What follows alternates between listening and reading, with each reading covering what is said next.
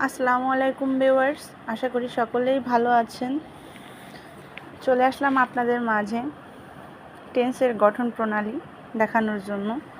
তো গতদিন আমরা করেছিলাম প্রেজেন্ট ইনডিফিনিট প্রেজেন্ট টেন্সের 4টি গঠন প্রণালী এবং তার উদাহরণ।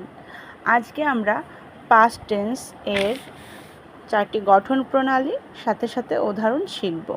তো চলুন আমরা আজকে শিখে নিই।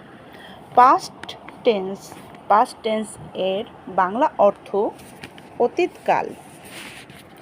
অতীতে কোনো কাজ হয়েছে এমন রূপ বোঝাতে পাস্ট টেন্স বলা হয়। পাস্ট টেন্স আবার 4 প্রকার। কি কি?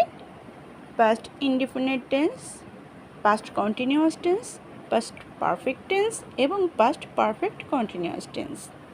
তো প্রথমেই আমরা পাস্ট ইনডিফিনিট টেন্স এর স্ট্রাকচার মানে গঠন শিখব।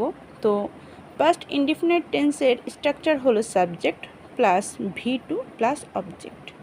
তো স্ট্রাকচার অর্থ হচ্ছে বাংলা গঠন, মানে বাক্যটা কিভাবে গঠন করতে হবে বা সেন্টেন্সটা তোমাকে কিভাবে সাজাতে হবে এটা শিখতে হবে।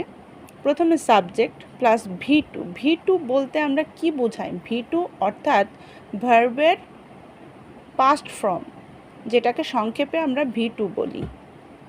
ভার্বের পাস্ট ফর্ম বসাতে হবে, তারপরে অবজেক্ট। যেমন আই ইট রাইস এর পাস্ট ফর্ম যদি আমরা করতে যাই পাস্ট ইনডিফিনিট টেন্স, তাহলে I ate rice, I subject, eat মানে খাওয়া, ইটের পাস্ট ফর্ম অর্থাৎ V2-র রূপ হচ্ছে অ্যাট, তারপরে অবজেক্ট।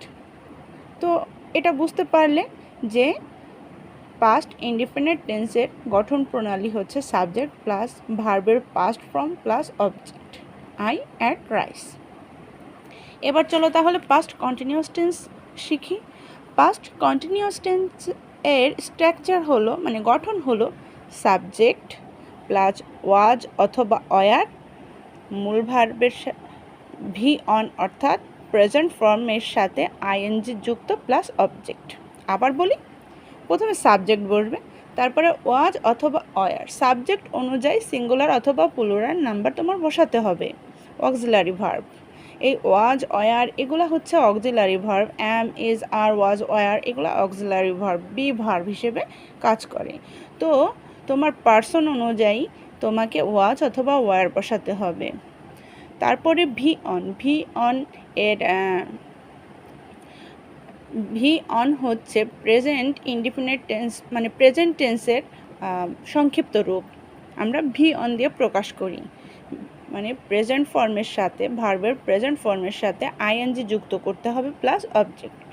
তো আমি সবসময় বলি, আমি একটা সেন্টেন্স দিয়েই কিন্তু বোঝানোর চেষ্টা করি যাতে করে তোমাদের বুঝতে সহজ হয়। তো আমরা লিখেছিলাম পাস্ট ইনডিফিনিট টেন্সে আই অ্যাট রাইস। তো এখানে আমরা ওই সেন্টেন্সটারই পাস্ট কন্টিনিউয়াস টেন্স করব। তো কি লিখব? প্রথমে সাবজেক্ট আই, আর পরে কি বসে? ওয়াজ বসে, আর পরে বসে কি? ওয়াজ। ওয়াজ হচ্ছে singular number, singular auxiliary verb. তারপরে ইট হচ্ছে ইট পাস্ট ফর্ম, এই প্রেজেন্ট ফর্ম, তার সাথে আইএনজি যুক্ত হয়েছে, তারপর অবজেক্ট যুক্ত হয়েছে রাইস। তো আই ওয়াজ ইটিং রাইস। বোঝা গেল? এবার আমরা আসি past perfect tense. Past perfect tense এর স্ট্রাকচার বা গঠন হলো subject plus had plus V3 plus object. এখানে V3 বলতে ভার্বের পাস্ট পার্টিসিপল ফর্ম বোঝাচ্ছে, মানে ভার্বের পাস্ট পার্টিসিপল ফর্মকে সংক্ষেপে ভি বলা হয়, V3 বলা হয়। তো আমরা যখনই তুমি স্ট্রাকচার করবে তার নিচেই সেন্টেন্সটা তুমি করে নেবে, তাহলে তোমার করতে অনেক সুবিধা হবে, তুমি বুঝতে পারবে ভালো। যেমন আই হ্যাড, আর পরে বসে হ্যাড, তারপরে ইট মানে খাওয়া, ইটের পাস্ট পার্টিসিপল ফর্ম হচ্ছে ইটেন, তারপরে আমরা অবজেক্ট বসালাম রাইস। তো আই হ্যাড ইটেন রাইস, এটা হচ্ছে পাস্ট পারফেক্ট টেন্সের উদাহরণ। এবার আমরা লাস্ট আসি past perfect continuous tense. Past perfect continuous tense এর স্ট্রাকচার হলো subject plus had plus been plus V one plus ING plus object. এখানে সাবজেক্টের পর হ্যাড বিন বসাতে হবে। কি বসাতে হবে? পাস্ট পারফেক্ট কন্টিনিউয়াস টেন্সে সবসময় সাবজেক্টের পর হ্যাড বিন বসাতে হবে। তারপরে মূল ভার্বের প্রেজেন্ট ফর্মের সাথে আইএনজি যুক্ত করতে হবে, তারপরে অবজেক্ট। তো আমরা দেখি ওই সেন্টেন্সটাই আমরা আবার করি। আই হ্যাড বিন, সাবজেক্টের পরে কি আসে? Had been. তারপরে ইট ছিল, ওখানে ইট খাওয়া, তো ইটের প্রেজেন্ট ফর্মের সাথে আইএনজি যুক্ত করেছি, ইটিং। প্রেজেন্ট ফর্মের সাথে আইএনজি যুক্ত করেছি, কি হয়েছে? Eating rice. তো স্ট্রাকচার অনুযায়ী আমাদের সেন্টেন্সটা গঠন করতে হবে। এভাবে তোমরা যদি করো তোমাদের জন্য অনেক সহজ হবে।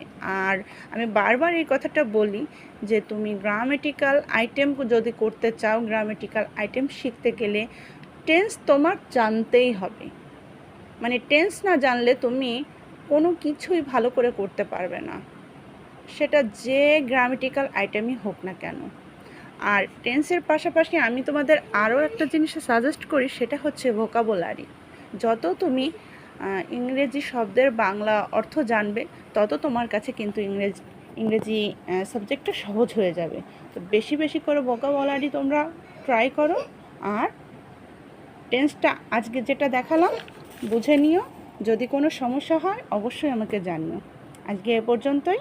আগামী দিন অন্য কোনো সাবজেক্ট নিয়ে হাজির হব। ততক্ষণ পর্যন্ত ভালো থেকো। আল্লাহ হাফেজ।